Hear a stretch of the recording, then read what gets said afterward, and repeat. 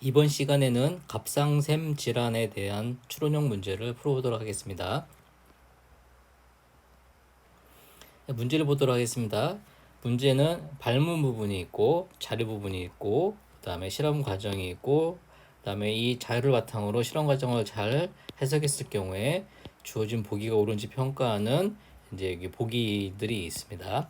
먼저 발문 부분하고 자료 실험 과정부터 한번 살펴보도록 하겠습니다. 다음은 갑상샘 질환 진단을 위한 T3 섭취율 검사이다 라고 되어 있습니다. 갑상샘 질환을 진단하는 방법은 여러 가지가 있어요. 그 중에 대표적인 것 중에 하나가 T3 섭취율 검사라고 할 수 있는데, 이 문제는 바로 T3 섭취율 검사에 관련된 문제라고 할 수 있겠습니다. 이 갑상샘에서는 갑상샘 호르몬이 분비되어지죠. T3하고 T4라고 하는 갑상샘 호르몬이 이렇게 분비가 되어집니다. 갑상샘에서 갑상샘 호르몬을 분비하기 위해서는 갑상샘 호르몬 자극 호르몬이라고 하는 TSH의 자극이 필요합니다. 이 TSH는 뇌하수체, 구체적으로 가면 뇌하수체 전엽에서 분비된다고 할 수가 있겠습니다. 뇌하수체 전엽에서 분비된 TSH가 갑상샘을 자극하게 되면 갑상샘에서는 T3하고 T4를 분비한다는 것입니다. 뇌하수체 전엽에서 TSH가 분비되기 위해서는 시상하부에서 분비되는 TRH의 자극이 필요합니다. TRH는 갑상샘 자극 호르몬 분비 호르몬이죠. 갑상샘 자극 호르몬 분비 호르몬이라고 할 수가 있겠습니다. 시상하부에서 분비된 TRH의 자극을 받은 뇌하수체 전엽에서 TSH를 분비되면은 그 TSH 자극을 받은 갑상샘에서 T3하고 T4를 분비한다는 겁니다. T3하고 T4는 우리 몸을 구성하는 거의 모든 세포가 표적세포입니다. 우리 몸을 구성하는 거의 모든 세포에 가서 그 산소 소모량 및 세포흡을 증가시킵니다. 그래서 몸을 따뜻하게 해준다는 것입니다. 그래서 우리 몸의 T3하고 T4의 수준은 일정한 수준으로 유지가 되어야 됩니다. 그렇게 하기 위해서 T3하고 T4가 일정한 수준으로 유지하게 하기 위해서 T3하고 T4의 분비 조절은 음성 데모김 조절을 받습니다.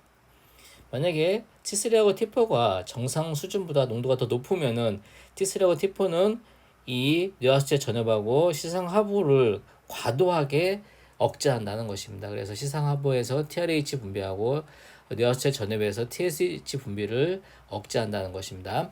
자, 그러면은 정상 수준보다 TSH하고 TRH의 농도가 낮아집니다. 그래서 갑상샘이 덜 자극받게 되고 결과적으로 T3하고 T4가 덜 분비가 되어지게 되면은 T3하고 T4의 분비가 낮아지겠죠. 그래서 정상 수준으로 돌아오게 된다는 것입니다. 근데 만약에 T3하고 T4의 수준이 정상 수준보다 낮아졌습니다. 낮아진 경우에는 음성 대모김이 약하게 들어가겠죠. 음성 대모김이 약하게 들어갑니다. 그러면은 시상하부하고 뇌하수체 전엽이 억제가 되지 않습니다. 그래서 TRH하고 TSH가 많이 분비되어진다. 농도가 증가하겠죠. 그럼 갑상샘이 과도하게 자극을 받게 되고 갑상샘에서 과도하게 T3하고 T4를 분비하게 됩니다. 그러면은 T3하고 T4의 농도가 높아지겠죠. 그래서 정상 수준으로 회복하게 된다라고 할 수가 있겠습니다. 이처럼 일정한 수준으로 T3하고 T4의 농도가 혈액에서 유지되게 하기 위해서 음성 데모김 조절을 받는다는 거, 여러분이 아시면 될 것 같습니다. 네 번째 자료를 먼저 설명드렸네요. 그렇죠? 분비 조절을 나타낸 것입니다. 이렇게. 자, 첫 번째 자료를 살펴보게 되면은 그레이브스 병은 자가 항체가 갑상샘의 TSH 수용체를 자극해서 혈장 갑상샘 호르몬 농도가 증가되어 있다고 되어 있습니다. 저기 자가 항체가 작용한 것으로 봐서는 그레이브스 병은 자가 면역 질환입니다. 자가 면역 질환이다라고 할 수 있겠습니다. 이 갑상샘에는 이 갑상샘 호르몬을 분비하는 세포가 있겠죠. 저희 세포가 존재하는데 이 세포의 막에는 이 TSH 수용체가 존재합니다. TSH 수용체가 존재하는데 이 TSH 수용체에는 이 TSH가 가서 여기 결합을 하게 됩니다. 이렇게 결합을 해가지고 이게 자극을 하게 되면은 이 세포에서 T3하고 T4를 이렇게 분비하게 된다는 것입니다. 그런데 이 그리브스 병에서는 자 이제 이 자극성 자가항체가 만들어진다는 겁니다. 자가항체가 여기 만들어져 가지고 얘한테 가서 이렇게 여기 가서 결합을 하게 됩니다. 그럼 마치 이게 자가항체가 결합하게 되면 마치 TSH가 결합한 것처럼 얘가 TS 수용체가 착각한다는 것입니다. 그럼 TSH 수용체가 활성화된다는 것입니다. 그러면은 이 활성화된 신호가 세포 내부로 들어와서 T3하고 T4가 분비된다는 것입니다. 그럼 T3하고 T4가 과도하게 많이 분비되겠죠. 그러면 혈중에 T3하고 T4의 수준이 높아지게 됩니다. 자, 이제 이런 상태로서 이런 식으로 혈중에 T3하고 T4 갑상샘 호르몬의 농도가 정상 수준보다 높아진 상태를 갑상샘 기능 항진증이라고 합니다. 갑상샘 기능 항진증이라고 하는데, 자, 이렇게 T3하고 T4가 하는 역할이 그 산수 소모량 및 세포호흡을 증가시켜서 몸에서 열이 나게 한다고 했었죠.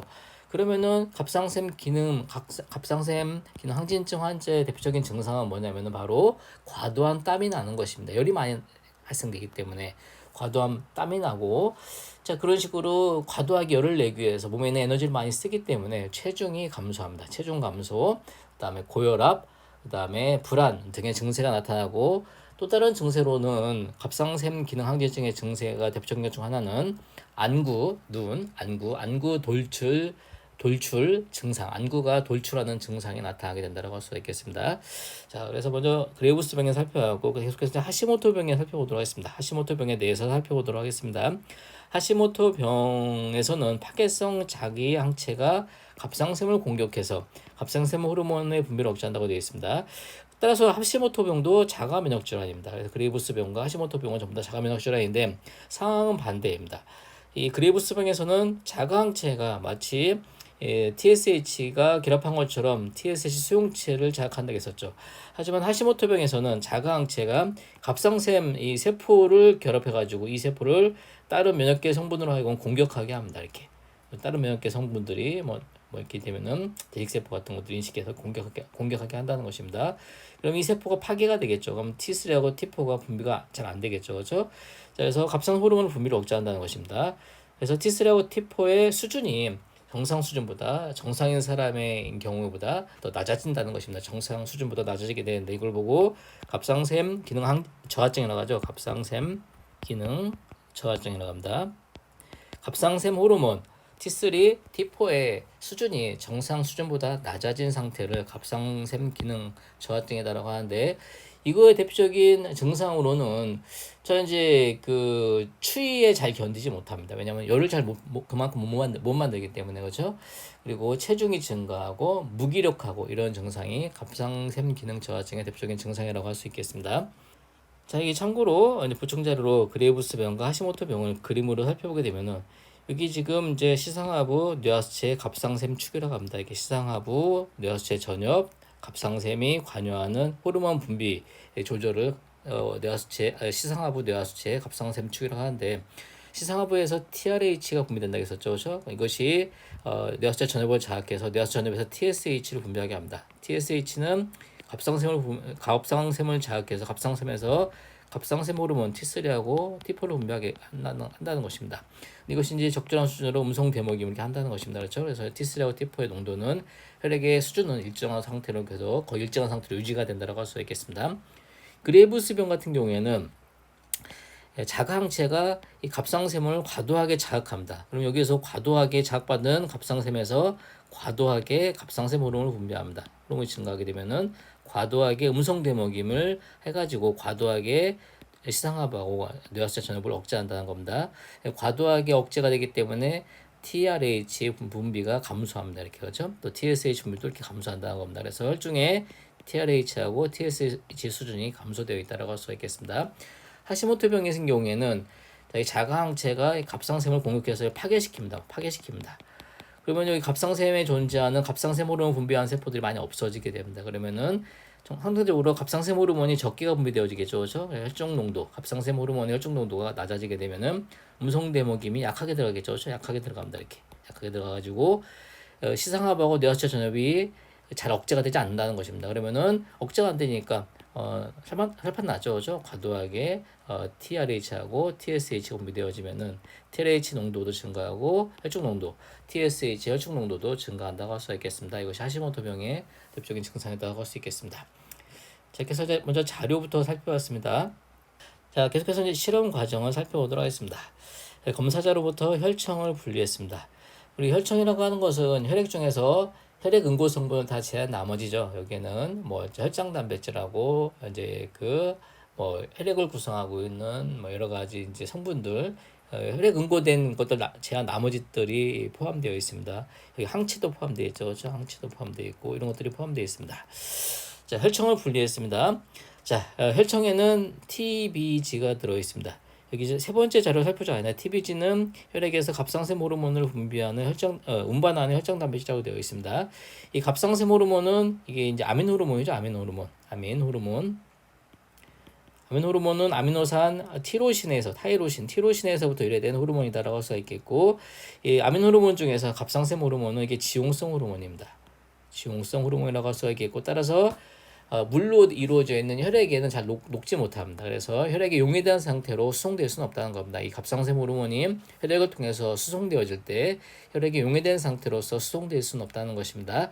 자, 그래서 이제 갑상샘 호르몬을 운반하기 위해서 이제 혈장 단백질이 필요합니다. 그래서 대부분의 갑상샘 호르몬, 한 99%의 갑상샘 호르몬은 혈장 단백질에 가서 결합을 해서 운반하게 되는데, 그 중에서 70% 정도는 혈장 단백질 중에서도 TBG라고 하는 혈장 단백질이 결합해서 운반된다는 것입니다. 그래서 TBG가 주된 갑상샘 호르몬을 운반해주는 혈장 단백질이다라고 할 수 있겠습니다. 자, 가번은 그렇고 나번 분리하는 혈청의 일정량의 방성 동요원소를 첨가하여 TBG에 결합하게 한다는 것입니다. 자, 이제 여기서 이제 우리가 생각해봐야 될 것은 이 검사자는 자기 스스로 만든 T3가 있습니다. 그렇죠? T3가 자신의 TBG에 가서 결합하고 있다는 것입니다. 대부분의 TBG는 그래서 T3에 결합되어 있습니다. 하지만 아주 일부만 T3에 결합하지 않게 됩니다.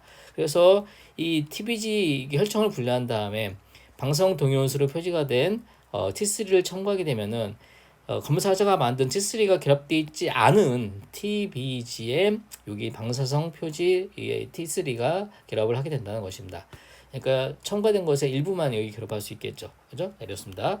답은 나의 반응 산물에 TBG에 결합하지 못한 T3, 가 방사성 T3에 결합할 수 있는 레진이 충진되어 있는 컬럼을 통과시킨다는 것입니다.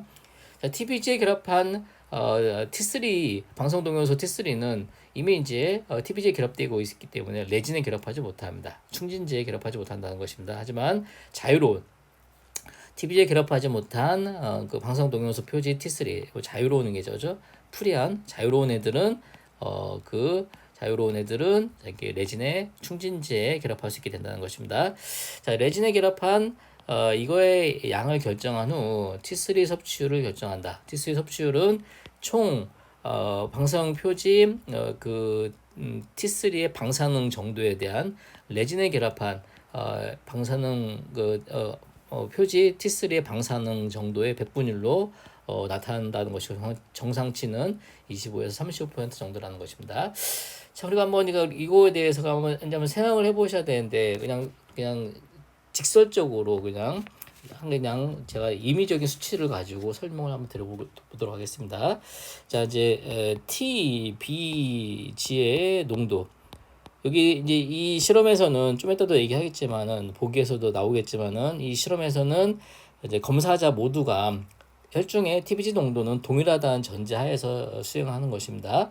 자, 이제 여기 지금 정상인이 있을 것이고, 자, 이제 갑상선 기능 항진증 환자가 있겠고, 그레이브스병 환자겠죠. 그렇죠? 그레이브스병. 또 한 명은 갑상선 기능 저하증 환자가 있습니다. 이거는 좀 전에 얘기했던 것처럼 이제 하시모토병이라고 할 수 있겠습니다. 하시모토병.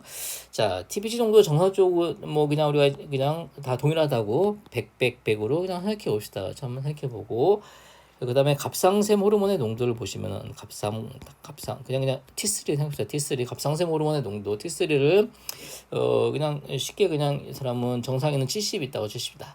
근데 갑상샘 기능 항진증 환자인 경우 높아졌기 때문에 80 있다고 70 있다죠. 갑상선 기능 저하증 환자인 경우에는 농도가 낮아져 있기 때문에 60이라고 가정합시다. 저렇게 한번 그 T3 농도 한번 생각해봤습니다. 자, 그러면은 이제 여기 이 100 중에서 70은 여기 결합하겠죠. 그래서 자유로운 TBG 농도를 한번 생각해보게 되면은, 나머지 결합하지 못한 30만 자유롭겠죠. 얘는 20만 자유롭겠죠. 얘는 40이 자유롭겠죠. 그렇죠? 이렇게 생각해 볼 수 있겠고, 자, 그 다음에 처리한 처리한 이제 방사성 T3 농도를 이렇게 보게 되면 맨 처음에 처리해준 양, 일정량을 처리한다고 했었죠. 그렇죠? 이것을 60이라고 다 똑같은 양 60을 처리해준 겁니다. 처리했을 경우에 자 이제 TBG에 결합하는 양, TBG에 결합하는 양, 결합하는 애들은 농도는 어떻게 되냐면은 그 자유로운 TBG가 30이니까 30이겠죠, 그렇죠? 30이라고 할 수 있겠고, 30이고 얘는 결합하는 애가 몇입니까? 20이고 얘는 40이겠죠, 그렇죠? 그러면은 TBG에 결합하지 못한 애들의 농도는 얘는 30이고 얘는 40이겠고, 그렇죠? 얘는 뭐 결합하지 못한 애들은 20이겠네요, 그렇죠? 그렇죠? 이렇게 되게 됩니다. 자, 이 TBG에 결합하지 못한 애들이 바로 레진에 결합한 양이죠. 레진에 결합한 양입니다. 결합한 양에 들어갈 수 있겠습니다. 아까 그 여기 문제에서 여기 이제 T3 섭취율은 총 방사능에 대한 레진에 결합한 방사능의 백분위라고 한데 있었어요, 그렇죠? 자, 그러면은 T3 뭐 섭취율입니다, 그렇죠? 섭취율 생각해 보게 되면은 섭취율은 자 이제 총 125 방사능 동위원소 125 I T3 부분에 자 그 레진 결합 그죠? 125 I T3라고 한다고 있었어요. 섭취율은 거죠. 이렇게 섭취율은 이렇게 구한다고 있었습니다.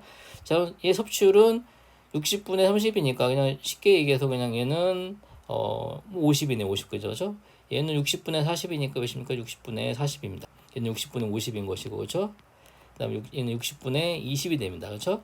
자, 그러면은 이 섭취율은 갑상선 기능 항진주가 가장 높습니다. 갑상선 기능 항진주인 경우에는 T3 섭취율이 정상보다 높다는 것입니다. 그다음에 여기 그 갑상선 기능 저하증 같은 경우에는 T3 섭취율이 정상보다 낮다. 자, 그러면은 섭취율을 이렇게 상대적으로 우리가 알 수 있습니다. 자, 갑상샘 기능 항진증 환자의 T3 섭취율은 정상보다 높은 것이고, 갑상샘 기능 저하증 환자의 T3 섭취율은 정상보다 낮다라고 해야겠습니다. 그렇죠? 자, 이렇게 해서 이제 이렇게 우리가 결과를 예측해 볼 수 있는 것입니다. 그렇죠? 자, 그러면 이제 주어진 보기가 옳은지 살펴보도록 하겠습니다. 이에 대한 설명으로 옳은 것만 보기에서 내려오는 것은 단 검사자의 혈액에는 동일한 농도의 TGB를 가지고 있다고 가정한다. 그렇죠? 아까 것처럼 이제 전제를 해줘야 됩니다. 이게 달라지면 다를 수가 있기 때문에 그렇죠. 근데 일반적으로 특별한 문제가 없으면은 모든 사람은 다 동일합니다. 일정한 비율에다가 할 수 있겠습니다. 자, 기억.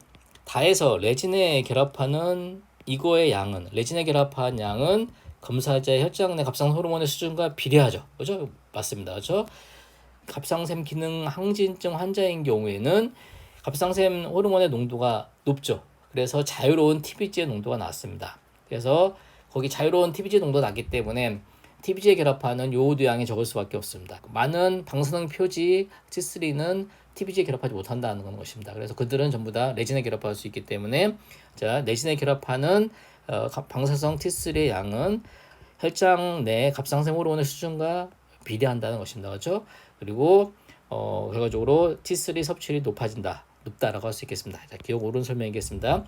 T3 섭취율은 갑상샘 기능 항진증 환자인 레부성 환자가 갑상샘 기능 저하증 환자인 하시모토병 환자보다 더 크다. 이것도 옳은 설명이겠습니다. 그렇죠? 살펴봤죠, 그렇죠? 자, 지금 안구가 돌출한 증상은 갑상샘 기능 항진증 환자의 증상에 해당한다 했었죠, 그렇죠? 이거의 증상입니다. 하시모토병 환자에서 나타나지 않습니다. 근데 증상은 그레브성 환자보다는 하시모토병 환자가 나타나서 크다 했으니까 잘못됐네요, 그렇죠? 옳지 않은 설명이겠습니다. 옳은 설명은 기억과 니은이고 정답은 자 그러면은 요 4번이 정답이겠네요, 그렇죠? 이렇게 해서 갑상샘 질환 관련 추론형 문제를 풀어봤습니다. 감사합니다.